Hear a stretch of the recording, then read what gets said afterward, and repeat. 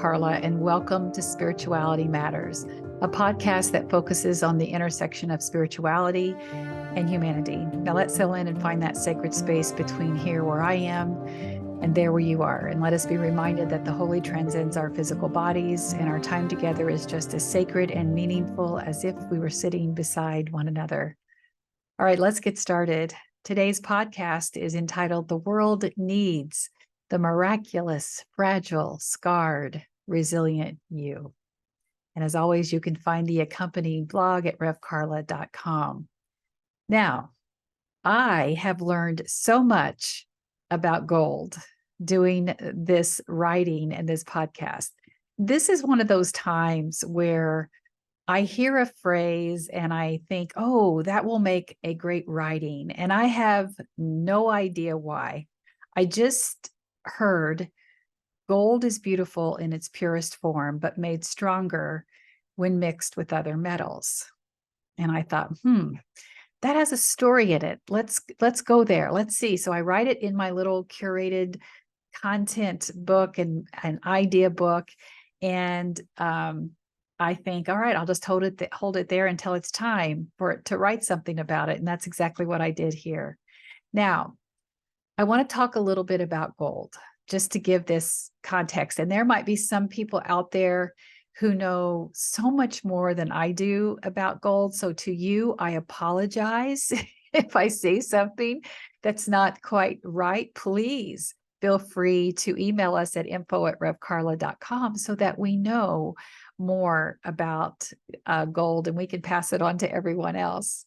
But here's some things that you may not know. So in its purest form, gold is soft because of its atomic structure and its metallic bonds. Okay, so these atoms in gold they slide past each other, and that's what makes it malleable.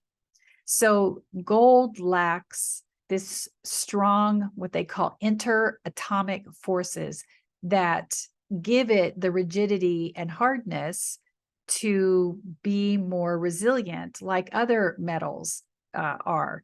So often what they'll do is alloy gold with other metals, and this helps enhance its hardness and durability. So oftentimes metals like copper and silver will be alloyed with gold to restrict those atomic movements, and that helps increase the strength.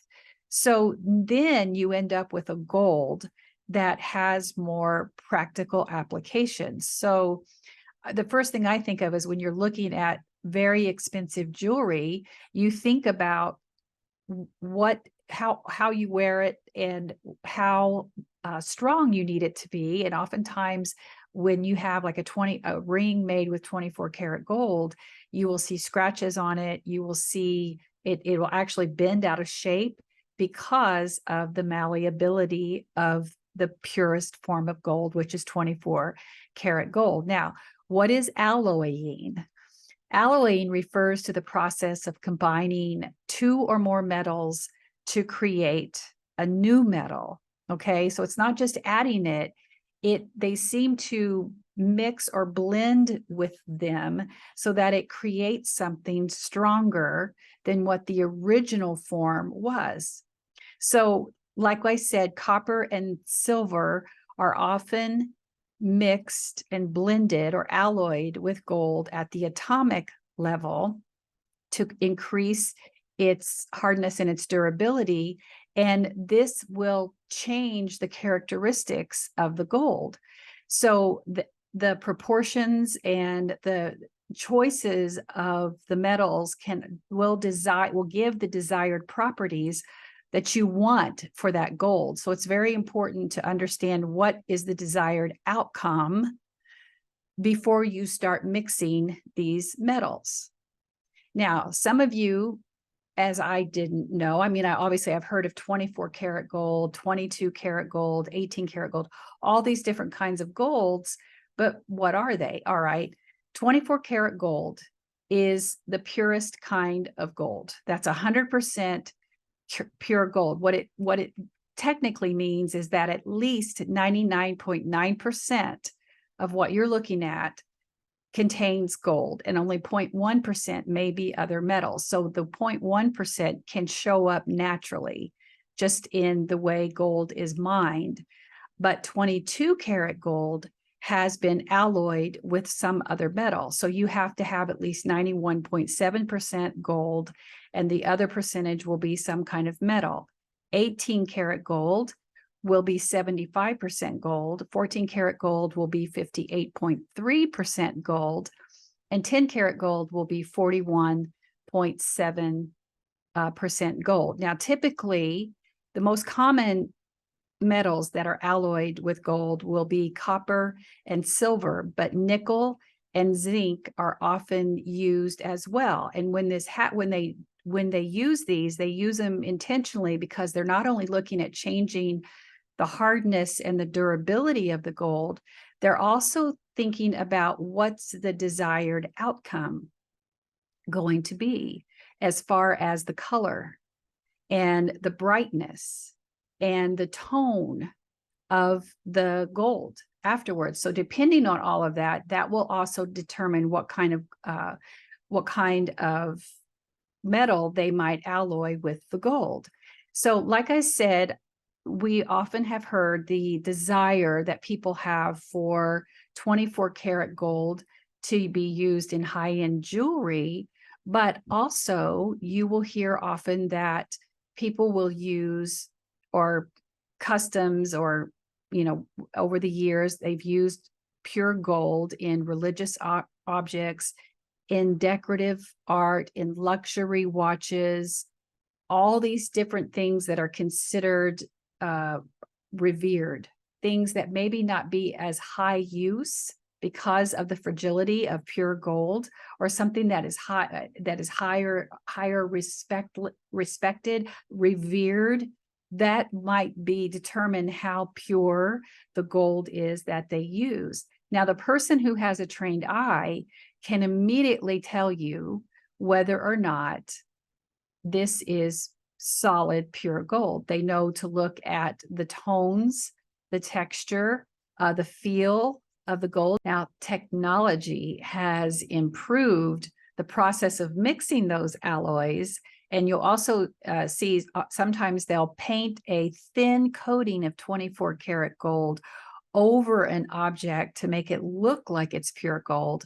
But once again, people can tell that, and the bottom line is there's just no substitute for 24 karat gold. And this is why it is often reserved for the most prestigious, the most revered, the most sacred of uses. And that's why also you'll see, especially in the high ritualized performative churches, and that's not being disrespectful. There are some churches who keep the relics, the sacred relics, to the side because they feel like those become idolatrous in their worship. But then you also have the ordainment of, say, the Catholic Church, which is very much symbolic in things that with a lot of significant value. So you'll see the golden chalice sitting at the front of the church on Sunday. It's very rarely touched. And if it is, it's only touched by those who have been ordained or sanctified by church authorities to do so. And it's made sacred by its presence, its placement, its design, and the blessing that has been placed on it to be used for the sacrament. Most likely it could be used for the Lord's Supper, or it can also be used like in a baptism or some kind of other ritual, or a wedding or something like that. But the message is clear. When those relics are sitting there, the message is the presence of the divine, the holy, deserves this purity, symbolized through these relics that are too sacred to be touched by anyone else. So 24 karat gold is considered that honored, that sacred. However, we also know that it's malleable. So it's beautiful in its purest form, but is it practical? Well, like I said, throughout the years, they had it 24 karat gold is highly sought after by those who want to use it for religious rituals, in artwork, in high-end jewelry. But if you're going to use it for things in everyday life, the normal wear and tear of pure gold is going to take its toll. It's going to lose its shine because it's going to get scratched. It's going to lose its shape. So it's not ideal for all these different circumstances. And now you're thinking, all right, you've gone several minutes into talking about gold, and I'm going to get someplace. So at the final form, the final desire of what you want this product to be is very important. So for instance, 24 karat gold is often used in dental work. And you might think, now that doesn't make any sense, because you're going to put something in my mouth that is going to lose its form. You're forming it like my tooth, but it's going to lose its form if I bite on something too hard. So how can it withstand the pressure and the force of everyday chewing? So why in the world would you even use it? Well, of course, 24 karat gold is often mixed with an alloy to strengthen the gold's property, because it would be a mistake not to do so. But why is gold used? Gold is used because it is highly biocompatible. And what does that mean? It is less likely to cause an allergic reaction or irritation in the mouth of the patient. That means that gold, in its purest form, our bodies are able to accept and not see it as a foreign object in our mouths and reject it.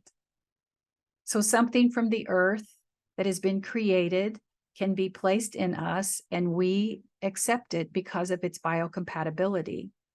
It's highly resistant to corrosion and tarnishing, which makes it really, really ideal for those kinds of dental restorations. For years, I had a gold tooth. I just had to have it replaced. And I never realized how special it was. But oftentimes you'll see them use 24 karat gold mixed with a copper or a silver to help increase those mechanical properties. Now, as we said, 24 karat gold is not only sought after for its purity and its preciousness, it's also sought after for its ability to help in the medical field, as in dentistry, and also when you are designing jewelry and when you are looking at artistry. Okay, we've got all that established. So we understand that gold is precious when it's alone.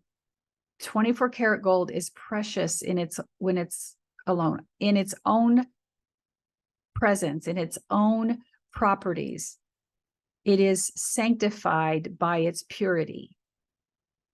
But we also know that it's made stronger when it's blended with something else that compromises the purity, but strengthens it for its durability and its ability to be used in more applications. And how does that have application to me? Okay, let's think about that a minute. So as newborns, we are precious. We're a miracle, right? Newborn babies. People just like to stare at us, right? This circle of life that is on full display, because there you have those who have been entrusted to care for us, and protect us, and ensure us that we're not going to be harmed, because we are indeed precious and we are fragile. And it's easy to see the miracle of life and the whole spectrum of life just by sitting and marveling at this arrival of this beautiful newborn. And the fact that not only are we beautiful and we're a miracle, but we literally would not be able to survive if it weren't for those around us who are caring for us. So even though we are precious in our most purest form, There's nothing about us that is sustainable unless people will ensure our safety and will ensure that we are nourished and that we are protected. But somehow, for some of us, sometime in the blink of an eye, that can all change. If we're lucky enough to have survived our childhood, because that is not something that we can take for granted, and many people do not survive their childhood. I bet right now you're thinking of someone who didn't survive childhood, whether it was a horrible disease or tragedy, whatever it was. It's not to be taken for granted that we actually survived, but we did. And then we became adults. But now what are we? Are we considered still a miracle? Are we considered precious? Are we still considered sacred? Well, yes, we are still all those things.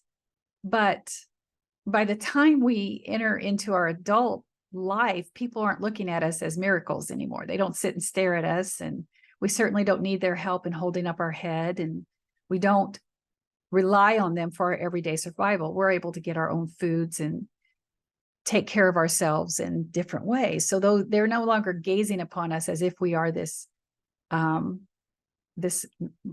miracle of life. So you have this bookend of our arrival here and where we are now. There's a lot of life that has happened. And some days we love to replay those in our minds. We have these wonderful memories of things that have brought us joy. And some days that we want to run away from because they're too hard to remember. And we hold on to memories of loved ones who were there, probably gazing upon us when we were first born, and they're no longer here. And this just happens with the passing of time.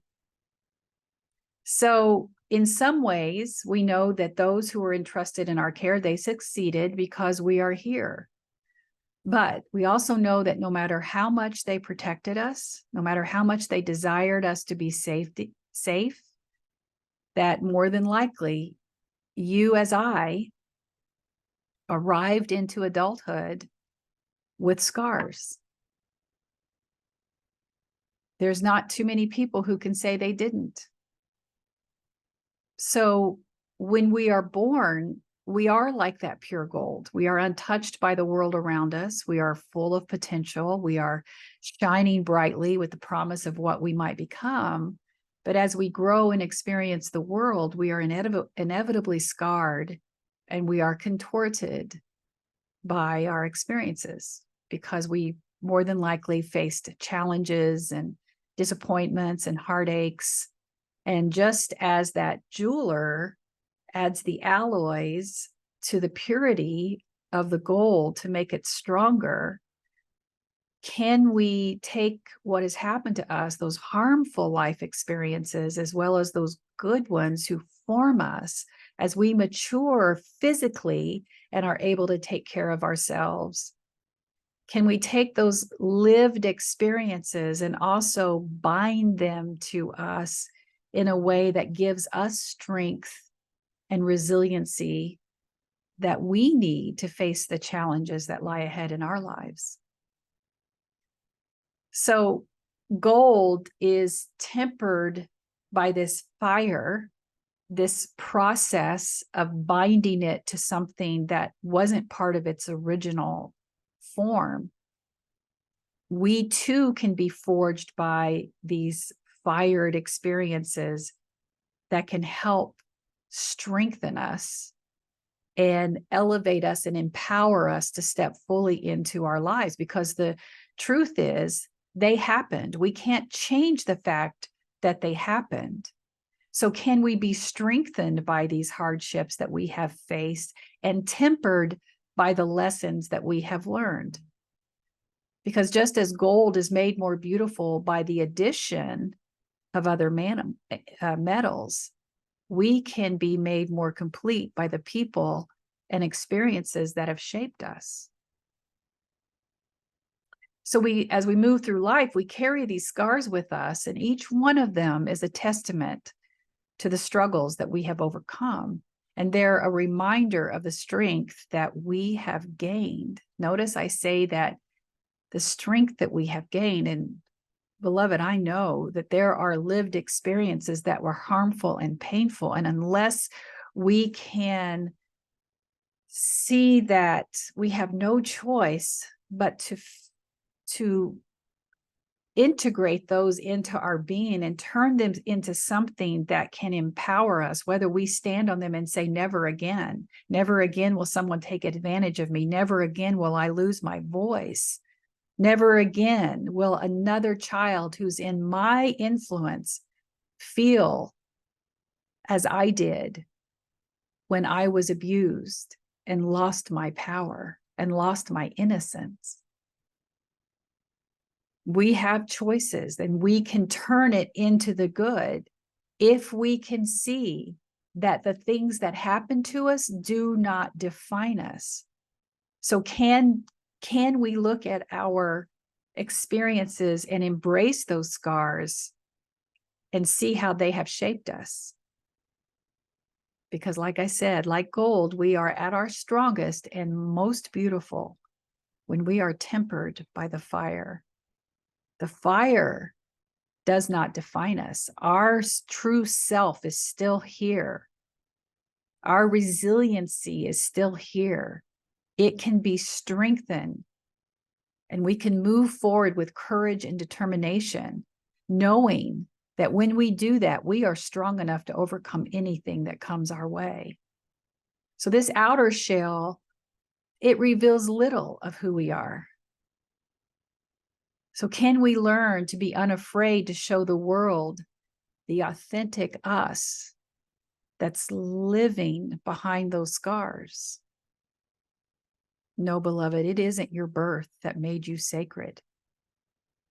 It is your living and choosing to press onward, regardless of what life has thrown at you.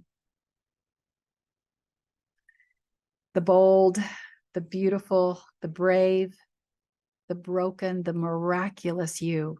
That is who the world needs. For you are indeed sacred and holy, just as you are. Never forget, beautiful soul, that you are indeed a miracle. Blessed be. All right, thank you for listening. You can watch the uncut version of today's episode on my YouTube channel, Spirituality Matters with Rev Karla. You can also connect with me on all the social media websites, including Facebook, Instagram, and TikTok. And you can learn more about my live teachings called Sacred Conversations with Rev Karla, and coming soon, Sundays with Rev Karla, at my website at revkarla.com. I'm so honored to be in this space with you. Go in peace and be at peace. Go in love and may you be loved. Go and know that others are on this journey with you, and you are not alone. You are seen and deeply and unconditionally loved just the way you are. Blessings on your week. I'll see you soon.